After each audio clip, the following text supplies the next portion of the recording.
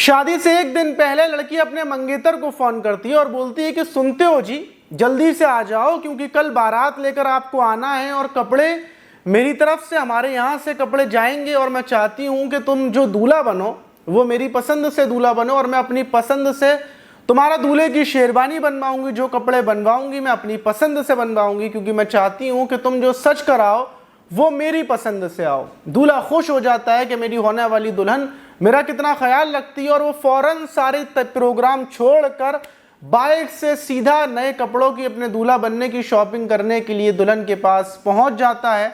और जब पहुंचता है तो वहां पर दुल्हन दूल्हा की ऐसी फील्डिंग सेट करी हुई थी कि दूल्हा को तड़पा तड़पा कर मौत के घाट उतार दिया जाता है और उसकी लाश को जंगलों में छिपा दिया जाता है। दूसरी तरफ घर परिवार के लोग इंतजार कर रहे थे कि दूल्हा तैयार होने के लिए गया है, कपड़े लेने के लिए गया हुआ है, लेकिन लौट कर क्यों नहीं आया। और जब चारों तरफ ढिंढोरा पीटा जाता है, दूल्हा को ढूंढा जाता है, पुलिस छानबीन करती है, तो आखिर में पुलिस दुल्हन तक पहुंचती है। हर कोई हैरान हो जाता है कि शादी से एक दिन पहले दुल्हन ने, लड़की ने मतलब जिससे शादी होने वाली थी, उस युवक को मौत के घाट किस वजह से और किस प्लानिंग से उतरवा दिया। तो आप पूरी कहानी सुनेंगे तो शायद आप सोनम को भूल जाएं जिसने राजा रघुवंशी को मौत के घाट उतारा था। ये जो लड़की है जिसने शादी से एक दिन पहले मौत के घाट उतारा, ये तो उससे भी ज्यादा एक कदम आगे निकली। तो पूरी कहानी को थोड़ा शुरू से बताऊंगा तब आपके समझ में आएगी। तो चलते हैं। तो दोस्तों, मेरा नाम माज है, उम्मीद है कि आप सब अच्छे होंगे, सुरक्षित होंगे। और जो आज की घटना है वो उत्तर प्रदेश का जिला है रामपुर जिला और वहीं का एक मोहल्ला गुजर टोला है और वहीं पर फकीर वाली गली फाटक है। वहां का रहने वाला निहाल, जिसकी उम्र 22 साल थी, और निहाल शादी पार्टियों में जो खाना वगैरह बनता है, खड़ाव वगैरह, जितने भी शादी वगैरह में खाने बनते हैं वो बनाता है अपने पिता मुशर्रत अली के साथ। और मतलब यही वो काम काफी टाइम से कर रहा। और जो निहाल का रिश्ता 6 महीने पहले किया गया था वो रामपुर जिले का ही भोट थाना पड़ता है और वहीं का धुनपुर गांव है। और वहीं की रहने वाली लड़की गुलफशा, जिसकी उम्र 25 साल है, गुलफशा के साथ ये रिश्ता तय हुआ था। 6 महीने से बराबर रिश्ते की जो भी होता है एंगेजमेंट वगैरह वो सब कुछ हो चुकी थी। और 15 जून को निहाल को बारात लेकर निकलना था, लेकिन 14 जून की सुबह सुबह सारे लोग मतलब रिश्तेदार तो सब आ चुके थे और घर में तैयारियां चल रही थी। हर कोई खुश था, पिता माँ मतलब हर कोई खुश, क्यों बेटे निहाल की शादी है और निहाल की भी खुशी का कोई ठिकाना नहीं था। इसलिए निहाल ने एक होटल के अंदर परिवार के सारे लोगों को एक प्रोग्राम रखा था जो शादी से एक दिन पहले होता है। उस प्रोग्राम के सिलसिले में सारा परिवार उस होटल में खाना पीना खा रहा था, एंजॉय चल रहा था कि उसी टाइम पर अचानक से निहाल के पास एक फ़ोन आता है और जो फ़ोन था वो उसकी उस लड़की का था जिससे उसकी शादी होने वाली थी, जिसका नाम गुलफशा था। और गुलफशा बोलती है कि मैंने अपने चचेरे भाई हैं, जो मेरे चचेरे भाई यहाँ से निकले हैं, वो तुम्हें लेने के लिए पहुँचे हैं क्योंकि कल तुम्हें दूल्हा बनना है और दूल्हा बनने के लिए तुम्हारे लिए बहुत अच्छे तरीके से हमने एक सूट वगैरह सिलवाएंगे और मैं भी वहीं पर आऊँगी और मेरी पसंद का तुम्हें सूट पहनना है। अब जब ये बात निहाल सुनता है तो निहाल जल्दी से खुश हो जाता है क्योंकि उस पर इंतज़ार नहीं हो रहा था। वो गुलफशा को जब उसने देखा था बेहद ज़्यादा पसंद किया था, वो गुलफशा से शादी करने के लिए बेताब था। इसीलिए 6 महीने के अंदर ही उसने सारे तैयारियां कर डाली और जल्दी से शादी करने की बात कर ली। वैसे निहाल की शादी 1 साल में होती, लेकिन निहाल ने जल्दबाजी में, गुलफशा ज़्यादा पसंद थी इसलिए 6 महीने में ही शादी का प्रोग्राम रखा। और जब गुलफशा की वो ये बात सुनता है कि गुलफशा उसको बुला रही है तो बोलता है कि ठीक है, जल्दी से भेज दो, मैं आ जाऊँगा। फ़ौरन कुछ ही देर के बाद 2 लड़के आती हैं और निहाल जिस होटल में था अपने जीजाजी के साथ उस होटल से बाहर आता है। 2 लड़के बाइक लेकर आते हैं और निहाल बोलता है कि गुलफशा ने इनको भेजा है और मैं इनके साथ जाऊंगा और मतलब कपड़े वगैरह लेकर आऊँगा। ये बात जब निहाल बोलता है तो जीजाजी बोलते हैं मैं भी चलूँ। तो बोलता है कि 2 लोग हैं, मैं बैठ जाऊँगा, 3 लोग हो जाएंगे, जगह तो अब है नहीं है। और आप क्या करोगे? बस मैं अभी गया नाप देकर आता हूँ और फिर उसके बाद सीधा वापस होटल आऊँगा। अब ये बात सुनकर जो जीजा जी थे वो बोलते हैं कि ठीक है निहाल चले जाओ, और कौन से गैर लोग हैं, अपने ही लोग हैं, चले जाओ, कोई दिक्कत नहीं है। निहाल बैठता है, बाइक से बैठ कर निकल जाता है। अब ये दोपहर के टाइम की बात थी, 12 से 1 बजे का टाइम था। अब 1-2 घंटे गुजर जाते हैं लेकिन निहाल का कुछ पता नहीं। अब जब घर में निहाल को सब ढूंढना शुरू करते हैं कि निहाल कहाँ गया, तो जीजा जी बताते हैं कि निहाल तो अपना जो नाप है, सूट का नाप, वो देने के लिए गया है। अब फ़ौरन जो परिवार के लोग थे वो फ़ोन करते हैं निहाल को, लेकिन निहाल का फ़ोन स्विच ऑफ। अब निहाल का फ़ोन स्विच ऑफ होने के बाद जो निहाल के मतलब ससुर सास ससुर होने वाले थे उनको फ़ोन किया जाता है कि आपने किसी को भेजा था जो मतलब कपड़े वगैरह निहाल के सिलवाने के लिए, नाप के लिए बुलाया था। तो वो लोग बोलते हैं नहीं, हमने किसी को नहीं भेजा, हम तो अब भेजेंगे, अभी तक तो हमने किसी को नहीं भेजा। क्यों, क्या हुआ?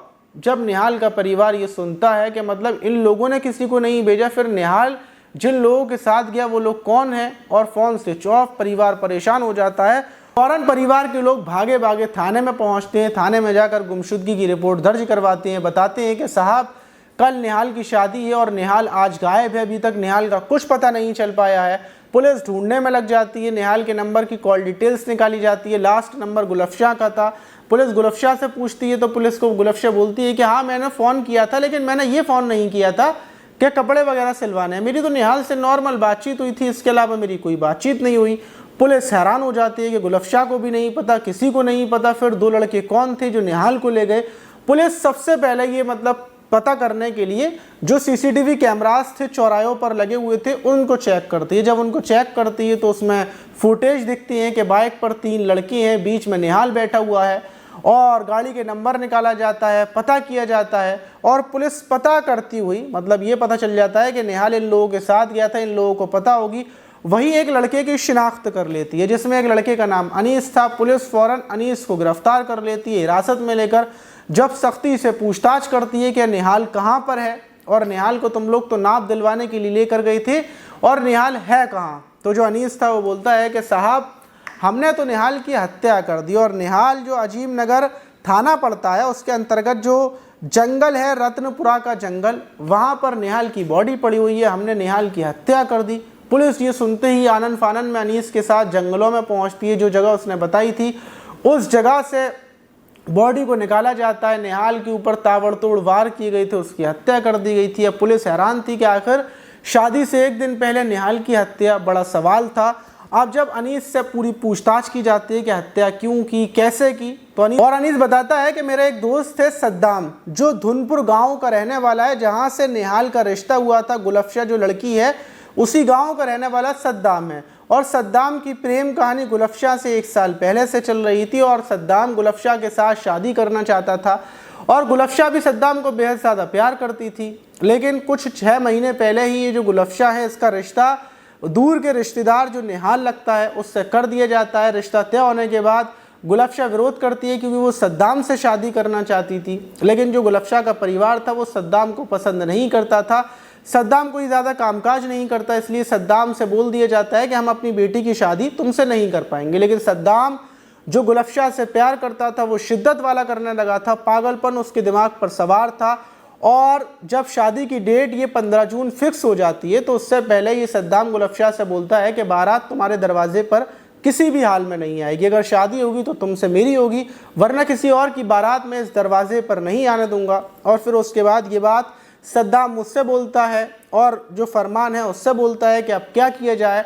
और फिर उसी बीच हम तीनों मिलकर एक प्लानिंग करते हैं। उस प्लानिंग में गुलफशाह को भी लेते हैं, गुलफशाह प्लानिंग में शामिल हो जाती है, और गुलफशाह हमें नंबर देती है निहाल का। और नंबर देने के बाद 14 जून को गुलफशाह बोलती है कि निहाल को मैं तुम लोगों के पास भेज रही हूँ, तुम निहाल को ले जाना और फिर जो चाहो वो करना। इसलिए 14 जून को गुलफशाह निहाल को फ़ोन करती है, बोलती है कि मैं अपने 2 चचेरे भाइयों को भेज रही हूँ, उनके साथ तुम आ जाना। और उसके बाद सद्दाम और अनीस बाइक से पहुंचते हैं, निहाल को बाइक पर बिठाते हैं और सीधा लेकर पहुंचते हैं रत्नपुरा के जंगलों में। वहां पर पहले से फरमान मौजूद था और वहां पर ये निहाल को घेर लेते हैं। घेरने के बाद तड़पा तड़पा कर निहाल की हत्या कर देते हैं और लाश को वहीं पर गाड़ देते हैं। अब जैसे ही पुलिस को ये बात पता चलती है कि मतलब इस प्लानिंग में फरमान, सद्दाम और गुलफशाह शामिल हैं, तो फौरन सबसे पहले सद्दाम के घर पर पुलिस जाकर दबिश देने के लिए जाती है। और दबिश देने जब जाती है तो सद्दाम वहाँ पर नहीं मिलता। उसके बाद गुलफशाह के घर जाती है तो गुलफशाह भी फरार, फरमान भी फरार। सबको पता चल चुकी थी कि अनीस पकड़ा गया है। पुलिस चारों तरफ सद्दाम को ढूंढती फिर रही थी, गुलफशाह को ढूंढती फिर रही थी, और दूसरी तरफ जो निहाल था उसकी बॉडी का पोस्टमार्टम करवाया जाता है। और जब कफन में लिपट कर निहाल की बॉडी घर पर पहुंचती है तो माँ, पिता, परिवार बेसुध हो जाता है। जो परिवार खुशियों में आया था, जो परिवार निहाल के शादी के प्रोग्राम में शामिल होने के लिए आया था, वही परिवार उसी दिन 15 जून को निहाल को कफन में लिपटा हुआ देख रहा था। परिवार में कोहराम मचा हुआ था, हर कोई हैरान था कि एक लड़की ने, गुलफशाह ने सिर्फ शादी ना करने की वजह से एक बेकसूर निहाल की हत्या करवा दी अपने प्रेमी से और वो प्रेमी के साथ फरार है। पुलिस भी ताबड़तोड़ दबिशें चारों तरफ दे रही थी। परिवार में गुस्सा था कि बेकसूर निहाल को मार दिया गया। पूरा परिवार बेसुध पड़ा हुआ था, कोई होश में नहीं था। और फिर दूसरी तरफ 15 जून को ही पुलिस ताबड़तोड़ तरीके से दबिश देकर जो सद्दाम था उसको गिरफ्तार कर लेती है। गिरफ्तार करने के बाद सद्दाम को लाया जा रहा था और फिर पुलिस एक कहानी बनाती है और उस कहानी में बोलती है कि सद्दाम भागने की कोशिश कर रहा था और पुलिस सद्दाम के पैर में गोली मार देती है। लेकिन पुलिस ने ये गलत किया कि सद्दाम के पैर में गोली मारी। गोली मारनी थी तो सर में या फिर सीने में मारनी थी, तो जो निहाल था उसकी आत्मा को शांति मिलती और परिवार के लोगों को भी शांति मिलती कि सद्दाम के गोली पड़ी और सद्दाम भी मर गया।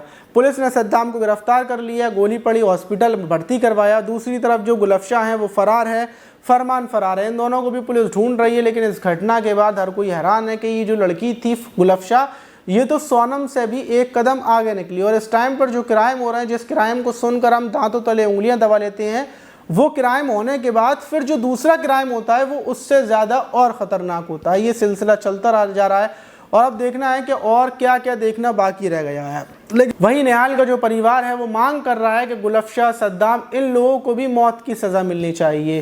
खून के बदले खून की मांग की जा रही है। देखना है कि अब ये होता है या नहीं होता।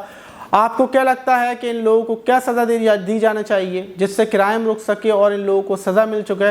कमेंट बॉक्स में ज़रूर बताइएगा। मिलते हैं किसी और वीडियो में, जब तक के लिए अपना ख्याल रखें।